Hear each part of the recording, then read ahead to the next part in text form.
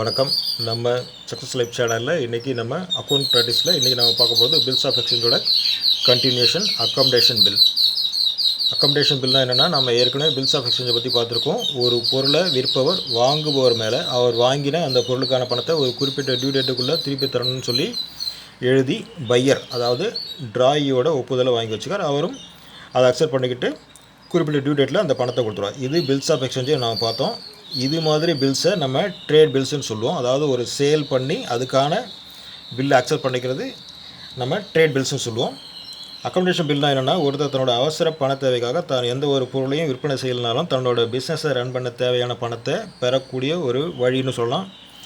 விளக்கமாக சொன்னால், இப்போ ஏன்னு ஒருத்தர் இருக்கார். அவர் தன்னோட பிஸ்னஸை டெவலப் பண்ணணும்னு நினைக்கிறார். ஆனால் அவர் கையில் அந்த நேரத்தில் பணம் இல்லை. அவர் தன்னோட நண்பரான பி கிட்ட போய் லோன் கேட்குறார். ஆனால் நண்பரான பிக்கு ஏ மேலே முழு நம்பிக்கை இருக்குது. அவருடைய பிஸ்னஸ் மேலேயும் அவருடைய நாணயத்தின் பேரில் நம்பிக்கை இருக்குது. இவருக்கு பணம் கொடுத்தா கண்டிப்பாக திரும்ப வந்துடும் அப்படின்னு சொல்லிட்டு. ஆனால் அந்த நேரத்தில் பி கிட்டையும் பணம் இல்லை. அப்போது பி ஒரு வழி சொல்கிறார். இல்லைன்னா ஏ கிட்ட, நீ என் பேரில் ஒரு பில் எழுது, அதை நான் அக்செப்ட் பண்ணிக்கிறேன், நீ அதை உன்னோட பேங்க்கில் டிஸ்கவுண்ட் பண்ணி பணம் வாங்கிக்க, உன்னோட பிஸ்னஸுக்கு யூஸ் பண்ணிக்க அப்படின்னு சொல்கிறார். இப்போ அதுபடி ஏ பி மேலே ஒரு 3 மாதம் டியூ டேட் போட்டு பில் எழுதுகிறார். பி அதை அக்செப்ட் பண்ணிக்கிறார்.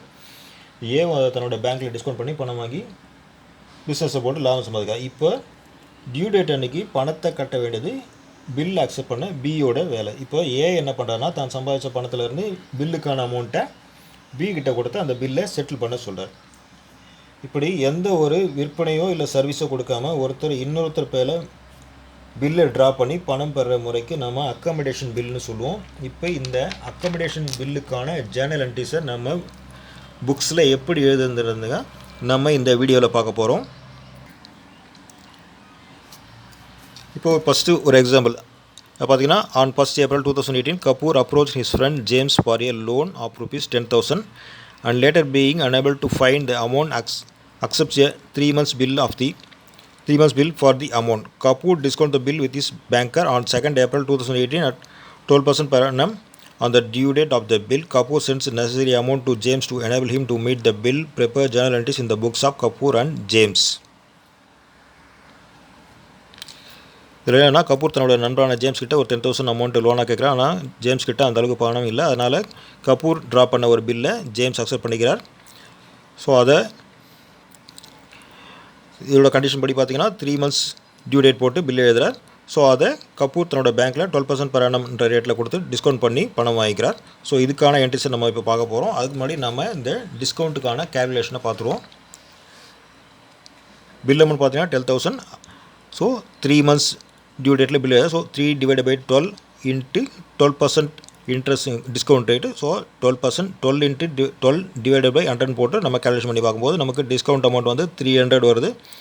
ஸோ 10,000ல் 300 மைனஸ் பண்ணால் 9,700 வருது. ஸோ இந்த அமௌண்ட்டு தான் அவர் பேங்க்கில் டிஸ்கவுண்ட் பண்ணி வாங்குகிற அமௌண்ட். அதாவது கபூர் தன்னோட பேங்க்லேருந்து ரிசீவ் பண்ணுற அமௌண்ட் 9,700. ஸோ டியூ டேட்டுக்கான கேல்குலேஷன் பார்த்தீங்கன்னா 1st April அன்றைக்கி பில் ட்ரா பண்ணுறாங்க. So 1st Aprilலேருந்து 3 months plus 3 days grace period. அதுபடி பார்த்தீங்கன்னா 4th July தான் நமக்கு டியூ டேட் வருது.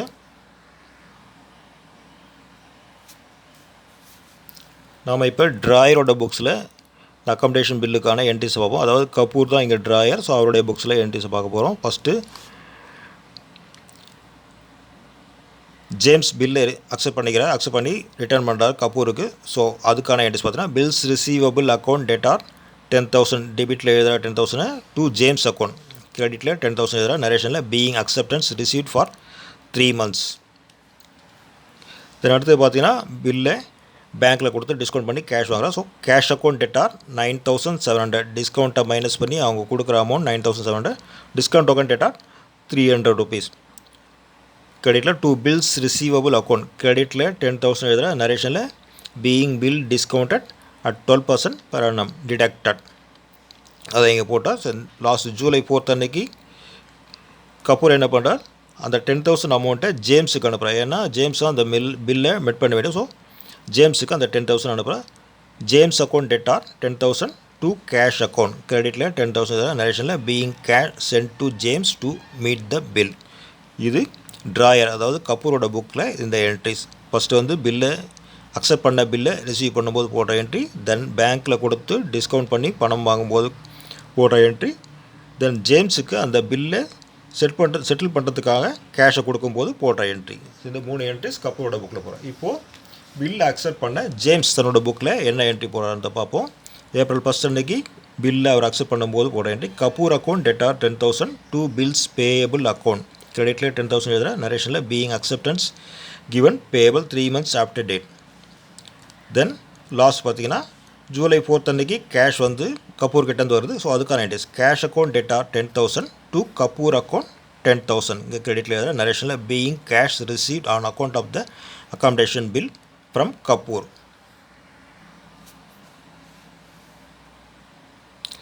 தென் அந்த பில்லை செட்டில் பண்ணதுக்கான என்ட்ரி ஜூலை 4 அன்னைக்கு bills payable account debtor 10,000 debit காலத்தில் எழுதுகிற. Then to cash account 10,000 credit காலத்தில் எழுதுகிற நரேஷனில் being the acceptance made on the due date அப்படின்னு நரேஷன் எழுதுகிற. இது நம்ம பார்த்த இந்த ஒரு எக்ஸாம்பிளுக்கான என்ட்ரிஸ்.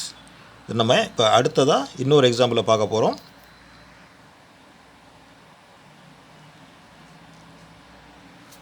இதில் பார்த்தீங்கன்னா இன்னொருத்தர் மேலே ஒரு பில்லை ட்ரா பண்ணுறார். ஸோ அதுலேருந்து வர அமௌண்ட்டை 2 பேரும் ஷேர் பண்ணிக்கிறாங்க. ஸோ இது மாதிரி ஒரு சுச்சுவேஷனில் எப்படி என்ட்ரிஸ் போட்டது நம்ம இப்போ பார்ப்போம். இதுக்கான எக்ஸாம்பிள் பார்த்தீங்கன்னா for the mutual accommodation of Rakesh and Sundar, Rakesh draws a bill on Sundar for ₹6,000. Sundar accepts a bill and returns it to Rakesh, who discounts the same with his banker and receives ₹5,700. இங்கே பார்த்தீங்கன்னா பில் அமௌண்ட் 6,000, ஆனால் பேங்க்கில் அவர் discount பண்ணி பணம் வாங்குறது பார்த்தீங்கன்னா 5,700. So இப்போது 300 வந்து discount amount. The proceeds are shared between Rakesh and Sundar in proportion of 2/3 and 1/3 respectively. இங்கே என்னென்னா 2 பேருமே வந்து இங்கே ராகேஷ் அண்ட் சுந்தர், ராகேஷுக்கு 2/3 ப்ரொபோர்ஷன் போகுது, சுந்தருக்கு 1/3 ப்ரொபோர்ஷன். இது என்னென்னா கேஷ் அமௌண்ட்டும் சரி டிஸ்கவுண்ட்டும் சரி 2 பேருமே இந்த ரேஷியோவில் பிரிச்சுக்கிறாங்க. On the due date Rakesh remits the proportion, Rakesh remits proportion to Sundar who meets the bill. Pass journal entries. So இதுக்கான என்ட்ரிஸ் எப்படிங்கிறத நம்ம பார்ப்போம். அதுக்கு முன்னாடி கேல்குலேஷன் பண்ணி பார்த்துருவோம். ஸோ இங்கே பில் அமௌண்ட் பார்த்தீங்கன்னா 6,000, அதில் 2/3 அப்படின்னும் போது அது ராகேஷுக்கு போக வேண்டிய அமௌண்ட் அது 4,000. தென் 1/3 டு சுந்தர் அது ₹2,000. தென் டிஸ்கவுண்ட் பார்த்தீங்கன்னா அதுவும் சேம் ப்ரொபோர்ஷன் தான்.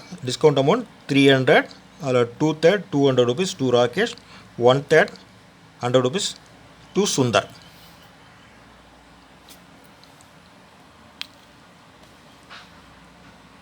ஃபஸ்ட்டு நம்ம இப்போது ராகேஷோட புக்ஸில் ஜேர்னல் என்ட்ரிஸை பார்ப்போம். ஃபஸ்ட்டு பில் சுந்தர் அக்செப்ட் பண்ண பில்லை ரிசீவ் பண்ணுற. ஸோ அதுக்கான என்ட்ரிஸ் பார்த்தீங்கன்னா bills receivable account debtor 6,000 to Sundar account credit காலத்தில் 6,000 நரேஷனில் being acceptance received from Sundar. இது பில்லை ரிசீவ் பண்ணும்போது போடுற என்ட்ரிஸ். தென் பேங்க்கில் கொடுத்து டிஸ்கவுண்ட் பண்ணி பணம் வாங்குறா. அதுக்கான என்ட்ரிஸ் பார்த்தீங்கன்னா bank account debtor 5,700, discount account debtor 300. கிரெடிட்டில் டு பில்ஸ் ரிசீவபிள் அக்கௌண்ட் 6,000, நரேஷனில் பீயிங் பில் டிஸ்கவுண்டட் அப்படின்னு சொல்லிட்டு நரேஷன் எழுதுகிறார்.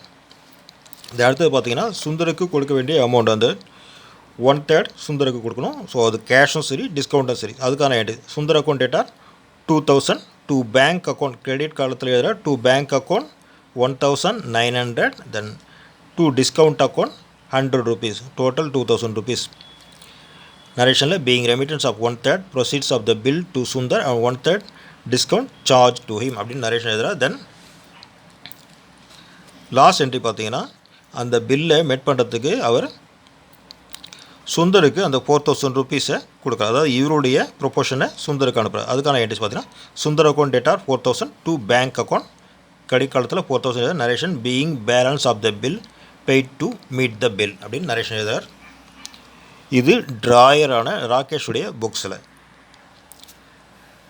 இப்போ அடுத்தது நம்ம அக்செப்டர் சுந்தரோட புக்ஸில் என்ட்ரிஸை பார்ப்போம். ஃபஸ்ட்டு அவர் பில் அக்செப்ட் பண்ணும்போது போடுற entry Rakesh account debtor ₹6,000 to bills payable account 6,000 credit காலத்தில் நரேஷனில் பீயிங் அக்செப்டன்ஸ் கிவன் அப்படின்னு நரேஷன் எழுதுகிறார். தென் அவருக்கு அவருடைய 1/3 ப்ரொபோர்ஷன் வந்து சுந்தர்கிட்ட ராகேஷ் கிட்டேருந்து கிடைக்குது. ஸோ அதுக்கான entries bank account debtor 1,900, discount account ₹100 to Rakesh account 2,000. இது நரேஷன் எழுதுகிறார். The narration being 1/3 proceeds of the bill received and 1/3 portion of discount charge அப்படின்னு நரேஷன் எழுதுறார். தென் அதுக்கடுத்து பார்த்தீங்கன்னா பேங்க் அக்கௌண்ட் டேட்டா, அதாவது ராகேஷ் கிட்ட இருந்து 4000 rupees அவருக்கு வருது. அதுக்கான entry bank account debtor 4000 to Rakesh account 4000 கிரெடிட்டில் எழுதுகிற நரேஷனில் being balance of the bill due received அப்படின்னு நரேஷன் எழுதுறார். தென் அவரை பில்லை மெட் பண்ணும்போது போட்ட entry bills payable account debtor 6000 to bank account கிரெடிட்டில் 6000 எழுதுகிற நரேஷனில் being acceptance met on the due date அப்படின்னு நரேஷன் எழுதுகிறா. இது சுந்தர் அக்செப்டருடைய புக்ஸில் போடுற என்ட்ரிஸ்.